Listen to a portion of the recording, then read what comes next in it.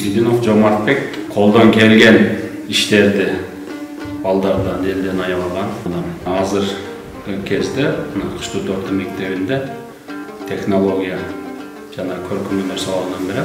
Биздин айылда биз жаштыгыбыздан эңсеп келген эң негизги көйгөйлөрдүн бири бул типтүү мектепте окугубуз келип, андан тышкары балдар үчүн аянтчалар, топ ойнойчу жана бала бакчалардын жоктугу.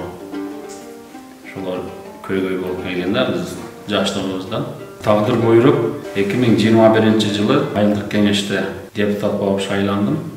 Элдин колдоосу менен. Ошол эле жылдары элдин ички көйгөйлөрүн чечүүдө айыл өкмөт менен чогуу, айыл башчысы менен элдин көйгөйлөрүн угуп, бир аздан болсо дагы чечинен көйгөйлөрдү чече баштадык. Жарымы бүтпөй калган жарыктандыруу толук бүткөрүлдү. Андан тышкары бул жерде 2003-жылгы бүтүрүүчүлөрдүн демилгеси көтөрүлүп, биздин айылда кең жол, кең пейил деп жолдорду кеңейтүү боюнча инициатива көтөрүлүп, мен айылдык кеңеште бюджет комитетинин төрагасы болгонума байланыштуу жана биздин топ 7-чакырылыштын депутаттары биз ынтымакта иштегенибиздин себебинен ар бир айылга түшүнүү менен эле бюджет такырап бөлүп берчүбүз да.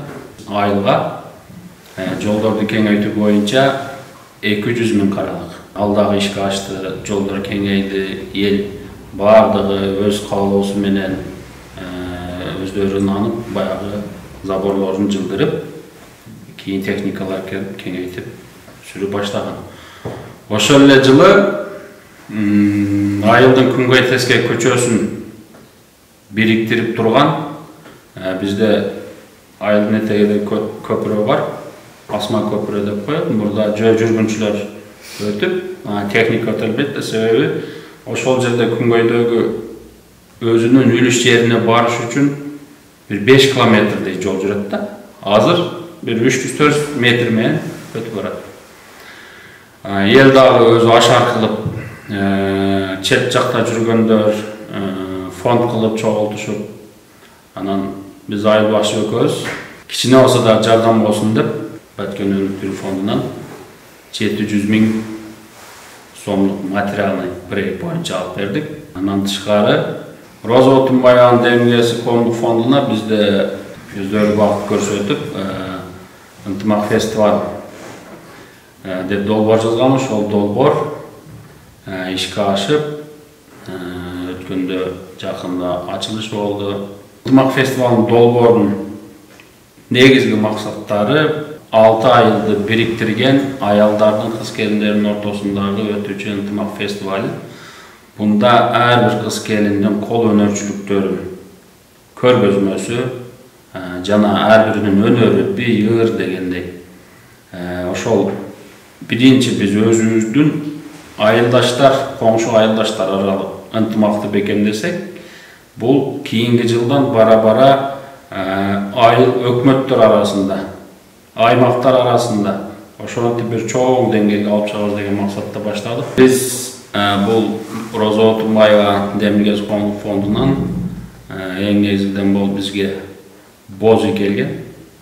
Бул боз үйдүн максаты бул боз үй өзү бул экологический таза продуктадан өндүрүлгөн бүт ичидеги кандай десем шаймандары жыгачтан териден болгон. Бул боз үйдүн ичинде биз түндүгү бир болсун, bir түндүктүн астында деп туруп, биздин айылдагы кыз келиндердин арасында бизде чогулуштар, бир окутуулар болуп турат.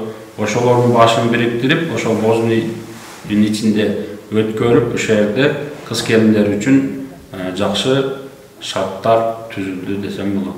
Биз Наш голос коомдук уюму менен дагы иштешип, менин ушул мектептеги кесиптик билимди, балдардын кесиптик мектептеги билимдерин арттыруу жана күчөйтүү максатында долбоор жазып, технология кабинетин керектүү эмеректер менен толтура алдык. Бул менин балалыгымда кыялым болчу, себеби биз жаш кезибизден Ушундай шаймандарга кызыгып, баягы сүрөттөрүнө көрүп коюп, же практически көргөн эмеспиз. Ошон үчүн азыр балдар практически көрүп, ошондо иштеп жатышат. Бизде дагы бир көйгөй болгон таза суу кампаниясын куруу боюнча, себеби таза суу бизде 3 айга берилет. Бул жерде жазында суу көбөйгөндө сууну тундуруу максатында, элге таза суу берүү максатында биз Баткен өнүктүрүү фондунун тарабынан 1 миллион 300 миңдик материалдык проект боюнча алдык. Бул арматура, семен, шланга дегендей.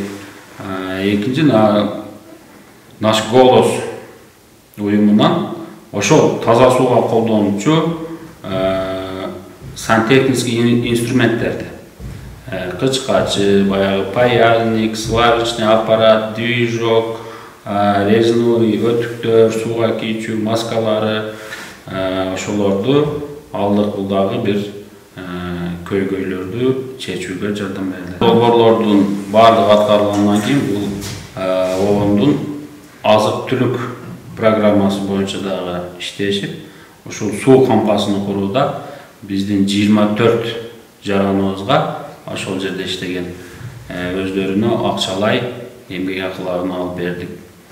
Бул жерде ар бир долбоор боюнча бизде элде чогулуштун негизинде элге сунушталат. Кимде кандай сунуш бар, долбоорлорго кандай идеялар бар. Бул жерде биз өзүбүз эле эмес, бизге дагы командалар кошулуп чогуу иштешкенге чакырып келебиз. Ушул жерде айткым келет, ушул бардык аткарылган иштер, жумуштар бул бир гана ынтымактын негизинде, биргеликте чогуу аткарганда гана ишке ашарын биз билдик да. Ошон үчүн ынтымак бар жерде ырыс бар деп элибиз бекер айтпайт экен. Ынтымакта болсок ар дайым ишибиз алга жылат, ишибиз оңдон чыгат, ийгиликтер боло берет.